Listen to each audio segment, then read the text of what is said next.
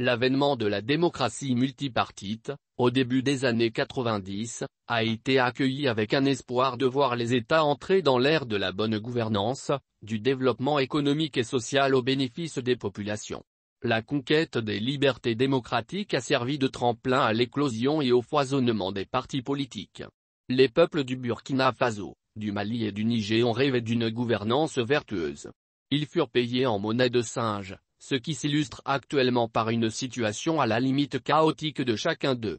Le Mali traverse présentement une transition, après un troisième coup d'État militaire depuis 1991. Au Niger, l'échec des politiques se traduisit par des coups d'État en 1996, 1999 et 2010. La tentative obstinée de l'ex-président Blaise Compaoré et sa garde prétorienne de verrouiller l'accès au pouvoir a conduit à une insurrection populaire au Burkina Faso qui l'a écarté, mais le pays peine encore à cause du lourd passif laissé par cet ancien militaire. Dans l'effervescence de l'avènement de la démocratie pluraliste, plusieurs partis politiques ont vu le jour. C'est lors des assises de la Conférence nationale souveraine tenue en 1991 que le principe de la démocratie pluraliste a été adopté par le peuple nigérien et concrétisé dans le préambule de la Constitution du 25 novembre 2010. Au Mali, c'est la loi N-05047 du 18 août 2005, portant charte des partis. Cette loi définit les formations politiques comme des organisations de citoyens unis par un idéal, prenant la forme d'un projet de société, pour la réalisation duquel ils participent à la vie politique par des voies démocratiques. Selon le législateur malien, la vocation des partis politiques consiste à mobiliser et éduquer leurs adhérents, à participer à la formation de l'opinion, à concourir à l'expression du suffrage, à l'exercice du pouvoir et à encadrer des élus. C'est pratiquement ce que dit l'article 13 de la Constitution du Burkina Faso au sujet des partis politiques, qui doivent concourir à l'animation de la vie politique, à l'information et à l'éducation du peuple ainsi qu'à l'expression du suffrage. Ils sont, comme le souligne Dr Thomas Ouedraogo, directeur exécutif du Centre pour la gouvernance démocratique, CGD, des institutions qui animent la vie publique en exerçant ou en s'opposant au pouvoir dans un cadre organisé. Bassolma Bazier, secrétaire général de la Confédération générale des travailleurs du Burkina, CGTB, pousse son analyse en distinguant sous nos cieux trois types d'hommes politiques, ceux qui vivent de la politique et en font un marché sans normes, sans valeurs, sans morale pour se faire de l'argent, ceux qui vivent pour la politique et qui ne voient que l'avenir de leur pays, et enfin, le niveau intermédiaire entre les deux pôles. Aussi le syndicaliste Bazier déduit-il que ce sont ceux qui vivent de la politique qui tirent les marrons du feu au détriment des populations. Les partis, acteurs de la démocratie pluraliste. Le Niger compte 163 formations politiques reconnues légalement, le Burkina Faso en a 204, contre 230 pour le Mali. Un pluralisme politique qui suscite beaucoup d'interrogations. Selon Moussa Mara, président d'honneur du parti ILMA, le changement, et ancien Premier ministre malien, le multipartisme intégral est un choix constitutionnel qui correspond à la liberté d'opinion, elle-même base de la démocratie. La liberté de constituer un parti ne doit pas être remise en cause. En revanche, il faut renforcer les conditionnalités pour créer un parti afin de disposer de grands partis qui structurent notre vie politique.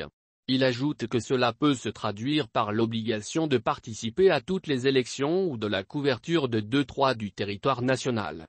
Cela réduirait le nombre de partis à 8 ou 10 au Mali. Ce n'est pas là une restriction des libertés démocratiques, mais une approche pour renforcer les conditions de création et de fonctionnement des partis, pour en avoir de très importants qui seront gages de stabilité pour le pays, explique l'homme politique. Faillite des États. La faillite d'un État se manifeste par une diversité d'indicateurs comme son incapacité à préserver l'ordre, à garantir la sécurité de la population, à normaliser les relations sociales ou encore l'absence d'un contrôle minimal de son espace politique et économique. Ce sont là des symptômes communs actuellement au Burkina, au Mali et au Niger. Ils vivent une chute vertigineuse de leur gouvernance sécuritaire, conséquence de la malgouvernance politique. Cette faillite des États se manifeste aussi par une occupation systématique de leur territoire par des groupes extrémistes violents et mobiles dans les trois pays qui pillent, tuent, brûlent, séquestrent, violent sans discernement. Les forces de défense et de sécurité, FDS, au même moment subissent la folie meurtrière des terroristes. L'absence d'un contrôle adéquat de l'espace politique et économique a été un terreau fertile aux activités illicites en tout genre, trafic de drogue, d'armes et d'êtres humains. Le respect de l'état de droit sur l'ensemble du territoire national est devenu une chimère. Les régions du Sahel et de l'Est du Burkina Faso, du fait qu'elles sont les moins nantis en termes de personnel qualifié et d'infrastructures éducatives, sanitaires et routières sont devenues des épicentres du terrorisme. Les terroristes surfent sur la malgouvernance, les inégalités sociales, les injustices, la misère ambiante, l'absence de l'État, la terreur et la peur pour faire basculer une bonne partie des fils de ces localités dans l'extrémisme violent. On peut dire autant, pour plusieurs localités du nord et du centre du Mali, du sud-ouest et du sud-est du Niger. Plusieurs parties de ces pays sont devenus des no-man's-land à infrastructures détruites, aux services sociaux de base rasés, inexistants et aux populations déplacées ou réfugiées. Cette impuissance des pouvoirs publics face au dépérissement de l'influence de l'État et de sa souveraineté sur son territoire n'exonère pas les partis politiques, qui gouvernent ou qui ont gouverné, qui siègent ou qui ont siégé à l'Assemblée nationale, aux postes électifs et de nomination depuis l'avènement de la démocratie.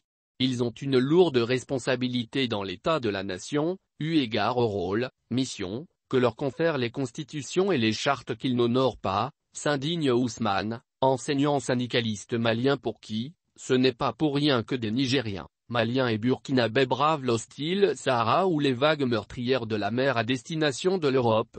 Le président du Conseil révolutionnaire pour la démocratie nouvelle, CRDN, Zemani Lawali Mato Nassirou, fait remarquer que la faillite de l'État est assez cruciale. Les réalités la certifient chaque jour au Niger. Dans ce pays, ajoute-t-il, nous avons des moyens, des ressources matérielles et financières assez suffisantes pour assurer notre sécurité, mais la défaillance vient du politique, incapable de garantir cette sécurité qui est pourtant un devoir constitutionnel. Ressources financières des partis politiques. Selon l'article 21 de la charte des partis de quel pays au Mali, les ressources financières des partis politiques sont constituées d'une part de ressources propres et d'autre part de dons, legs, libéralités et subventions. Les partis ne peuvent recevoir des dons et legs provenant des sociétés commerciales, industrielles et de services, dispose l'article 23 de cette même charte. Le montant cumulé des dons, legs et libéralités ne doit en aucun cas dépasser 50% du montant total des ressources propres du parti politique et doit faire l'objet d'une déclaration adressée, à la clôture de l'exercice budgétaire, au ministre chargé de l'administration territoriale, précise l'article 24. Tout parti politique doit tenir une comptabilité régulière et un inventaire de ses biens meubles et immeubles conformément aux dispositions législatives et réglementaires en vigueur. Les documents et pièces comptables doivent être conservés pendant 10 ans au moins, selon la charte. Les partis politiques sont tenus de déposer au plus tard le 31 mars de chaque année, leur compte annuel de l'exercice précédent auprès de la section des comptes de la Cour suprême. Cette juridiction établit au plus tard le 31 décembre de l'année en cours, un rapport annuel de vérification des comptes de l'exercice précédent qui est rendu public. La vérification peut s'étendre à toutes les structures du parti, indique la charte.